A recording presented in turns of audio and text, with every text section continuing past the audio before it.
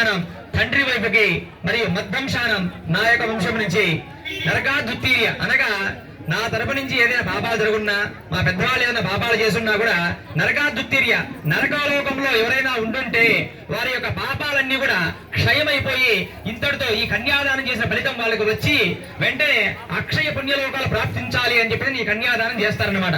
కన్యాదాన సంకల్పం స్వామి చెప్తాడు. అలాగే ఈ యొక్క కళ్యాణంలో ఎవరైనా సరే మనం పెళ్లి చేసుకునేటప్పుడు అటు 7 తరాలు ఇటు 7 తరాలు పరీక్షించి పెళ్లి చేసుకోవాలని చెప్తారు కదా.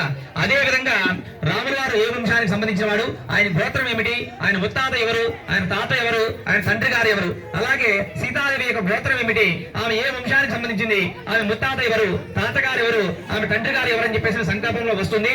మరియు తర్వాత కొన్ని మంత్రాలు పలికిస్తారు మీ దగ్గర, అందరూ కూడా పలికి శ్రద్ధగా ఆలకించండి. ఈ యొక్క పల్లె వస్తుంది, ఎవరికి తోచినంత వాళ్ళు వేసి నమస్కారం చేసుకోండి అనమాట.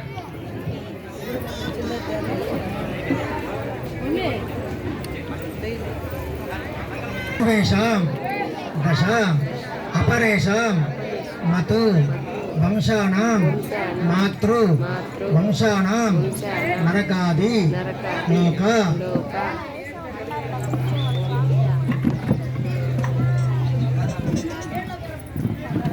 కనక సంపన్నాం కనక ఆభరణైః యుతాం దాస్యామి విష్ణవే తుభ్యం బ్రహ్మలోకే జిగీషయ విశ్వంబరః పంచభూత సాక్షిణ్యః సర్వ దేవతా ఇమాం కన్యాం ప్రదాస్యామి పితॄణాం తారణాయ చ కన్యే మమాగ్రతో భూయాః కన్యే దేహి పార్శ్వయోః కన్యే సర్వతో భూయాః త్వద్ద మాం మోక్ష మాప్నుయాదు. నమస్కారం చేసుకోండి. గంగా వాలుకాభి సప్త ఋషి మండల పర్యంతం కృతరాసౌ వర్ష సహస్ర వశానే ఏకైక వాలుక అపకర్ష క్రమేణ సర్వరాస్య అపకర్షణ సంమిత కాలే బ్రహ్మలోకే నివాస సిద్ధ్యర్థం తిలైః సూర్యమండల పర్యంతం యవైః చంద్రమండల పర్యంతం మాసైః ధ్రువమండల పర్యంతం పంచ షడ్ఘ ద్యోతి గణన సమ్మత దేశే వృషలో అభిర్ నక్షత్ర మండల పర్యంతం త్రిగుణీకృత అగ్నిష్టోమ అతిరాత్రౌ ఆప్తర్యోమ శాంతాపన వాజపేయ పౌండరీక అశ్వమేధాది శతు క్రతు సంపూర్ణ సకల ఫల వాప్త్యర్థం మయా సహ దశపూర్వేషాం దశాపరేషాం మద్వంశానాం మాతృవంశానాం సర్వేషాం పితॄణాం నరకాత్ దుత్తీర్య శాశ్వత బ్రహ్మలోక నిత్య నివాస సిద్ధ్యర్థం శ్రీరామచంద్ర దేవత ప్రీత్యర్థం లోక కళ్యాణార్థం సాలంకృత సహిర్ణ్యోదక కన్యాదాన మహం కరిష్యే. విశ్వంబర పంచభూత సాక్షిణ్య సర్వదేవత ఇమాం కన్యాం ప్రదాస్యామి పితॄణాం ధారణాయ చ కన్యే మమాగ్రతల్పూయ కన్యే మే దేహిపార్శ్వయోః కన్యే మే ధ్రువతల్పూయ తద్దా మాం మోక్షమాప్నుయాత్.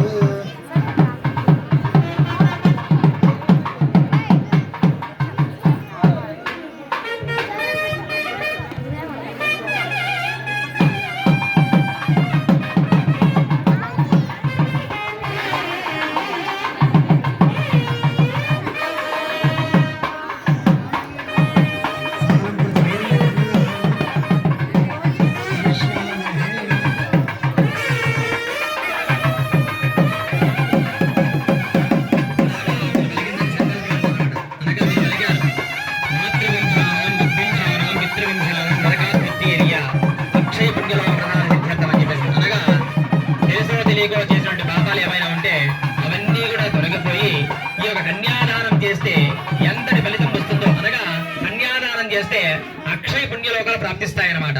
ఆ అక్షయ పుణ్యలోకాలు మాతృవంశానం, నా తల్లి తరపు నుంచి ఎవరైనా నరకలోకంలో ఉంటే వారికి కూడా ఆ పాపాలన్నీ కూడా క్షయమైపోయి అక్షయ పుణ్యలోకాలు ప్రాప్తించాలి.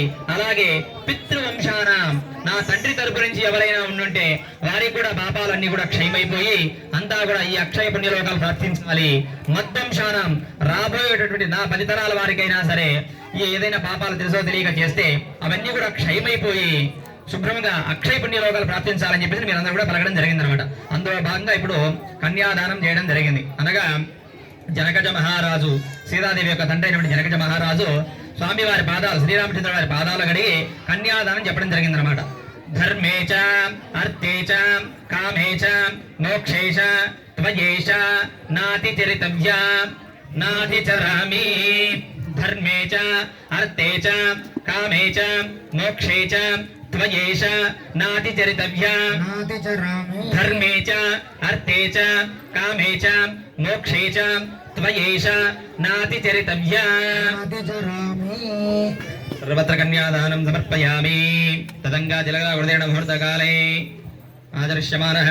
ఓం స్వస్తిష్టాజేతాత్రాణం నిజ గురుదైవత్యానాం సమస్త జగదాధార మహామాండకూర్మేశ్వరాజపడమేనాం పురంధరపావాయమందరతవర్ణవాయు కుబేర ఈశానాత్యష్టదిక్పాలకామాం జలజప హరిహర ముఖ్య దేవగణానాం నారదశ్వామి వ్యాసాది మహర్షీణాం సీతారుందత్యహల్యాద్రౌ తారామండోదరే పాంచాలి దమయంత్యాది మహాప్రతివ్రతానాం హరిశ్చంద్రాది భోజరాజాది పుణ్యపురుషాణం జంబూ నింబకతమచోదకా నారికేయ ఖర్జూరదాద్రి దాడుమ్యాది ఫలవృక్షాణం పున్నాగజాతికేతకే చంపక మల్లికా మాధవి మరకతమాల్యాది వివిధ కుసుమానాం కస్తూరి గురు ఘోషోత్సవందానాం అయోధ్యా కాశీ పురుషోత్తమ రామేశ్వరాది పుణ్యనగిరీణాం విశేషాత్మనం దుర్గదిశామాతృవేదానాం లగ్నహోరద్రేత్కారణవాంశ ద్వాదశాం చతుంశాంశం త్రింశతం దృగాణాం నిరంతరమనుకూలా శుభాశోభనాః అస్య వివాహముహూర్తస్య సుతిథిం సువారం సుయోగం సునక్షత్రం సుచంద్రధారాఫలం అనుకూల శుభాశోభనాః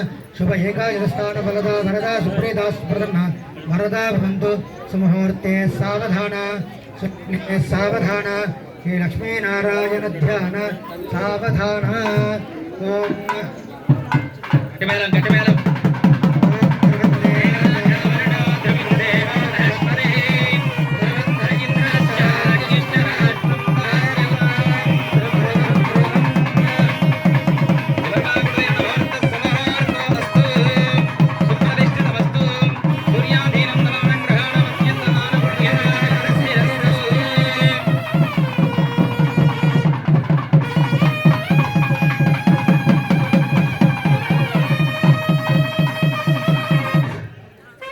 మామూలుగా మనుషుల పెళ్లిళ్ళలో కొంతమంది పెళ్లిళ్ళు చేసేటప్పుడు కన్యాదానం మాకు లేదు స్వామి అని చెప్తుంటారు అనమాట. కన్యాదానం అంటే మా అమ్మాయిని మీ అబ్బాయికి ఇచ్చి పెళ్లి చేస్తున్నామని చెప్పడాన్ని కన్యాదానం అంటారు. కన్యాదానం ఎవరికి లేకుండా ఉండదు, ప్రతి ఒక్కరికి కూడా కన్యాదానం అనేది ఉంటుందన్నమాట. కన్యాదానం అంటేనే మా అమ్మాయిని మీ అబ్బాయికి ఇచ్చి పెళ్లి చేస్తున్నామని చెప్పడమే కన్యాదానం. కాబట్టి ప్రతి ఒక్కరికి కూడా కన్యాదానం ఉంటుంది, అలాగే కాళ్ళు కడిగి కూడా ఉంటుందన్నమాట. అందులో భాగంగా సీతారాముల వారి కళ్యాణంలో కాళ్ళు కడిగి కన్యాదానం చేయడం జరిగింది. దాని తర్వాత జీలకర్ర గుడదీరడము అనగా జీలకర్ర బెల్లం కలిగినటువంటి మిశ్రమాన్ని ఈ యొక్క సీతారాముల వారి తలలపై పెట్టడం జరిగిందనమాట. ఈ యొక్క జీలకర్ర బెల్లం ఎందుకు పెడతాము అంటే మామూలుగా అబ్బాయికి అమ్మాయికి ప్రేమ కలగడం కోసం పెడతాం. ఒక విధంగా చెప్పాలంటే ఎలా అంటే అబ్బాయి అమ్మాయి ఎదురెదురుగా కూర్చుని ఉన్నప్పుడు పెళ్లి తంతులో ఉష్ణశక్తి ఎక్కువైపోతుందన్నమాట మనిషిలో, ప్రతి ఒక్కరిలో కూడా కన్యాదానంలో భాగంగా. పెళ్లి జరిగేటప్పుడు ఉష్ణశక్తి ఎదుగైపోవడం వల్ల ఏమవుతుంది అంటే ఈ యొక్క జీలకర్ర గుడదీరడం అనగా జీలకర్ర బెల్లం కలిగినటువంటి మిశ్రమాన్ని అబ్బాయి అమ్మాయి తలపైన, అమ్మాయి అబ్బాయి తలపైన పెట్టినప్పుడు ఏమవుతుంది అంటే బ్రహ్మరంధ్రం తెరుచుకుంటుందన్నమాట. ఆ బ్రహ్మరంధ్రం తెరుచుకున్నప్పుడు ఈ యొక్క జీలకర్ర బెల్లం పెట్టడం వల్ల ఏమవుతుందంటే ఇద్దరిలో ఉన్నటువంటి ఉష్ణశక్తి తగ్గిపోయి రజోశక్తిగా మారి ఇద్దరి పట్ల ప్రేమానురాగాలు ఏర్పడతాయన్నమాట. అందుకోసం అని చెప్పేసి జీలకర్ర బెల్లం పెట్టేటప్పుడు అమ్మాయి కళ్ళలోకి అబ్బాయిని చూడమని చెప్తాము, అలాగే అబ్బాయి కళ్ళలోకి అమ్మాయిని చూడమని చెప్తాం అనమాట. ఎందుకు అనంటే దాన్ని తొలిచూపు అని చెప్తారన్నమాట పెద్దవాళ్ళ కాలంలో. అప్పటి కాలంలో ముందుగా చూసేవాళ్ళు కాదనమాట. అబ్బాయిని జీలకర్ర బెల్లం పెట్టేటప్పుడు మాత్రమే ఒకరినొకరు చూసుకునేవాళ్ళు, అబ్బాయి అమ్మాయి ఇద్దరు కూడా. అందులో భాగంగా ఒకరికొకరు జీలకర్ర బెల్లం పెట్టుకున్నప్పుడు ఒకరి కళ్ళలోకి ఒకరు చూసుకోవడం వలన ప్రేమానురాగాలు లభించి జీవితాంతము ఎంత కొట్లాడుకున్నా సరే కలిసిమెలిసి ఉంటారన్నమాట. అందుకోసం అని చెప్పేసి ఈ యొక్క జీలకర్ర బెల్లం పెట్టడం జరుగుతుంది. కావున జీలకర్ర బెల్లం కార్యక్రమం ఇక్కడ జరగడం జరిగింది. వాయిద్యం ఒక పాట ఏదో ఒకటి వాయించండి, అంతా పూజ జరుగుతుంది మంగళసూత్ర